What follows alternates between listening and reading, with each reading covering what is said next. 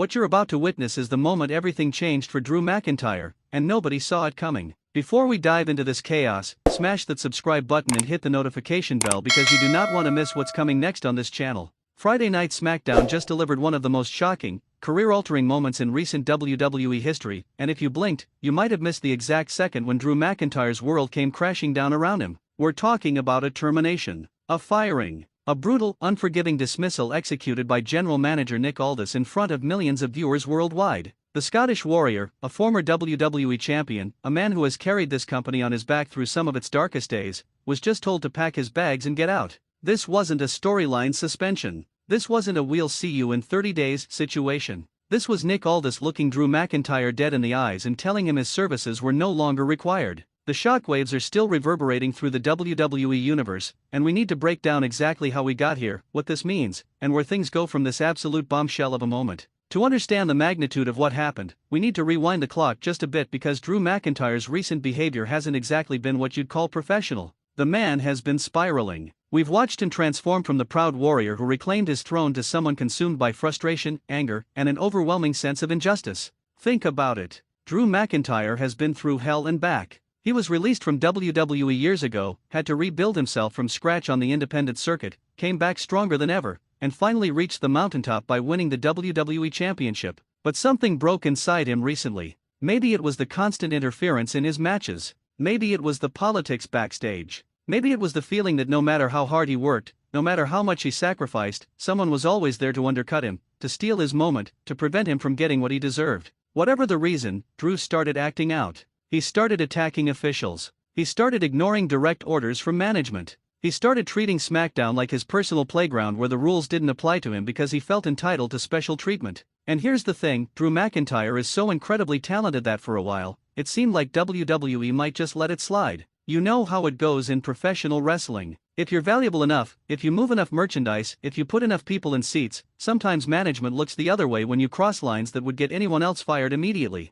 Drew seemed to believe he had reached that level of untouchability. He was wrong. Dead wrong. Nick Aldis has been establishing himself as a no-nonsense authority figure since taking over as SmackDown general manager. Unlike some of the corrupt, heel GMs we've seen over the years who played favorites or had hidden agendas, Aldis has presented himself as someone who genuinely wants to run a fair, competitive show where talent is rewarded and rules actually matter. He's not interested in being your friend. He's not interested in being popular with the locker room. He's interested in maintaining order and ensuring that SmackDown operates like a legitimate sports organization rather than a circus. And when you're trying to establish that kind of authority, when you're trying to prove that nobody is above the rules, you can't let someone like Drew McIntyre continuously disrespect your position and face zero consequences. The moment, 2:30 to 4:45. So let's talk about what actually went down on SmackDown. The show was already electric. The crowd was hot. Multiple storylines were developing throughout the night, and then we get to this segment. Drew McIntyre comes out, and you can see it in his eyes.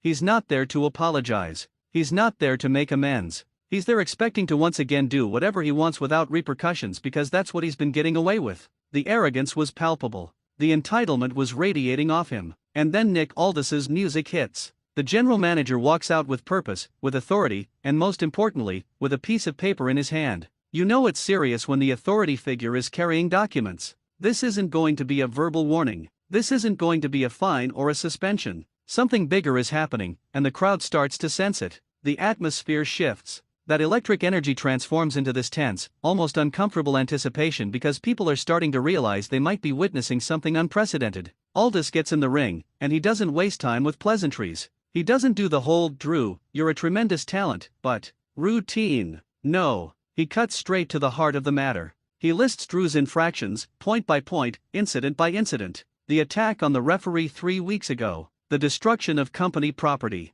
the physical altercation with a backstage producer, the repeated failures to comply with direct management instructions, and with each item on this list, you can see Drew's expression changing. At first, there's defiance, then confusion, then the dawning realization that this isn't going the way he expected. This isn't another slap on the wrist. This is something else entirely. And then Aldis delivers the killing blow. The exact words might vary depending on which report you read or which clip you watch, but the message was crystal clear and absolutely devastating. Drew McIntyre, effective immediately, your contract with Friday Night SmackDown is terminated. You are hereby released from your obligations to this brand. Security will escort you from the building, and you are no longer welcome in any SmackDown venue going forward." The arena erupted. Not in cheers. Not in boos. In shock. Pure, unadulterated shock. Because this doesn't happen. Main event talent doesn't get fired on live television. Former world champions don't get escorted out by security like common criminals. This was unprecedented, and everyone in that building and everyone watching at home knew they were witnessing something that would be talked about for years.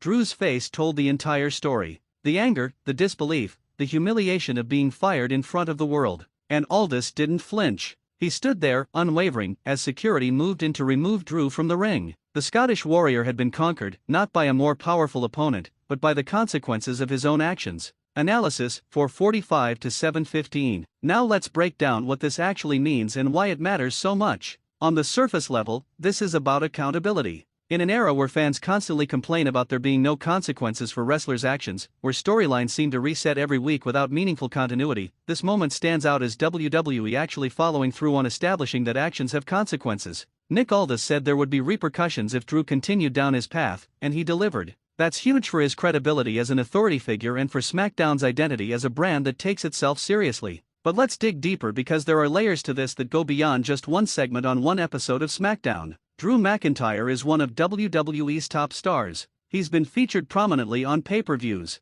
He's been in main event programs. He moves merchandise. He's beloved by a significant portion of the fan base. Firing someone like that sends a message to the entire locker room: nobody is safe. If Drew McIntyre can get terminated for stepping out of line, then everyone else better fall in line or face the same fate. That's a powerful message, and it fundamentally changes the dynamic of how talent might approach their interactions with management going forward. There's also the business side of this equation that we can't ignore. WWE is a publicly traded company. They have sponsors, advertisers, and stakeholders who care about the brand's image. When you have talent repeatedly attacking officials, destroying property, and acting violent without provocation, that creates liability issues. That creates PR problems. At some point, even if someone is talented and valuable, the headaches they create might outweigh their contributions. Was Drew McIntyre becoming more trouble than he was worth? Did corporate pressure influence this decision? These are legitimate questions worth considering. And then there's the meta-narrative, the storyline possibilities that this termination opens up.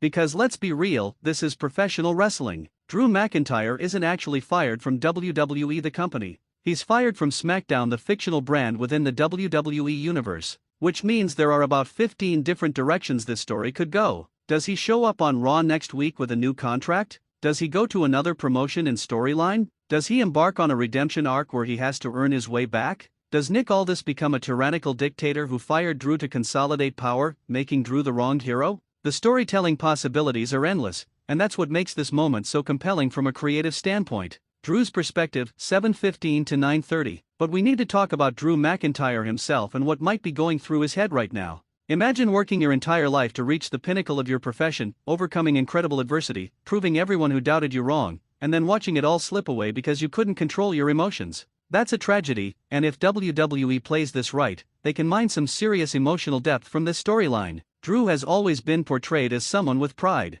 Scottish pride. Warrior pride. The pride of someone who refuses to back down or admit weakness. And that pride has been his greatest strength and his fatal flaw. It's what drove him to return to WWE and reclaim his spot at the top. It's also what prevented him from swallowing his ego, following the rules, and avoiding this exact situation. There's a Shakespearean quality to Drew's downfall. The tragic hero brought low by his own character flaws despite his obvious talents and virtues. If I were Drew McIntyre the character, I'd be feeling betrayed right now. Betrayed by a system that didn't protect me. Betrayed by management that didn't appreciate my contributions. Betrayed by fans who didn't support me loudly enough. And that feeling of betrayal could transform into something dangerous. A Drew McIntyre with nothing left to lose, who feels the entire world has turned against him, is potentially the most dangerous version of Drew we've ever seen. He's not beholden to anyone anymore. He's not trying to be a role model. He's not worried about his standing with management because they already showed him what his standing is worth. He's free in the most terrifying way possible.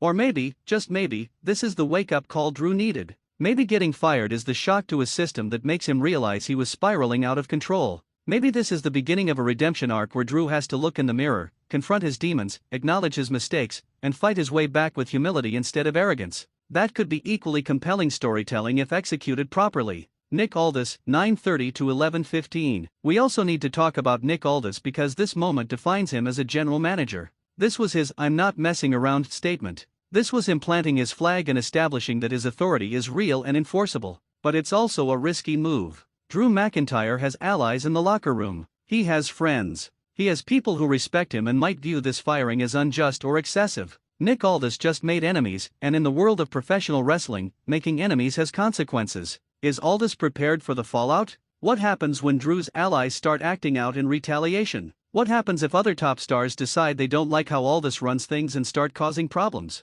Being an authority figure in WWE is a dangerous job because you're constantly balancing the need to maintain order with the reality that the talent ultimately runs the show. If the wrestlers collectively decide they don't respect your authority, you're done. Aldis just bet everything on the belief that the locker room will respect his willingness to enforce rules even against top stars. If he's right, his power is solidified. If he's wrong, he could be out of a job himself in a few weeks. There's also the question of whether this was personal. We haven't seen any indication of bad blood between Aldis and Drew in previous segments, but maybe there's history we don't know about. Maybe this was revenge for some past slight. Maybe Aldis had orders from higher up to make an example of someone, and Drew was the unfortunate target. Or maybe, just maybe, Aldis truly is exactly what he appears to be, a principled general manager doing what he believes is right for his brand, even when it's difficult and unpopular. That might actually be the most interesting possibility because it makes Aldis neither a pure hero nor a pure villain, just a man trying to do an impossible job the best way he knows how. Fan reactions, 11:15 to 1300 hours. The WWE Universe has been absolutely losing their minds over this moment,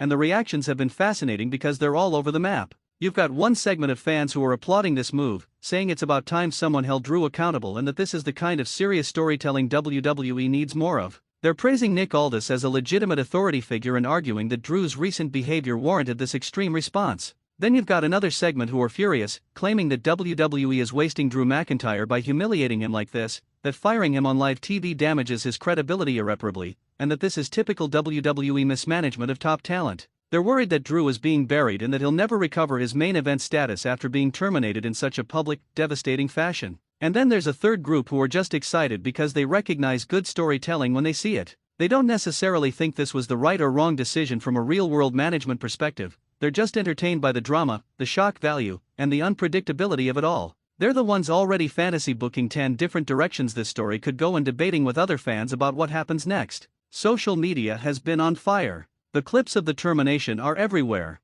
Wrestling journalists are scrambling to get backstage information about whether this was planned weeks in advance or a last-minute audible. Podcasters are dedicating entire episodes to analyzing every frame of the segment. This is exactly the kind of moment that breaks through the wrestling bubble and gets mainstream attention because it feels real in a way that a lot of WWE programming doesn't. When someone gets fired on live television, even if you know wrestling is scripted, there's an authenticity to the shock and emotion that resonates with people. What happens next? 1300 hours to 1530. So where do we go from here? That's the million-dollar question, and honestly, there are so many possibilities that trying to predict what WWE will do is almost impossible. But let's explore some of the more likely scenarios because speculation is half the fun. Scenario 1, Drew shows up on Raw. The draft means SmackDown and Raw are separate brands with separate rosters, but in WWE continuity, Raw and SmackDown are both under the WWE corporate umbrella. Adam Pearce is the general manager of Raw, and he could theoretically decide to hire Drew immediately, especially if he views Aldis's decision as unjust or if he wants to stick it to his counterpart on the other brand.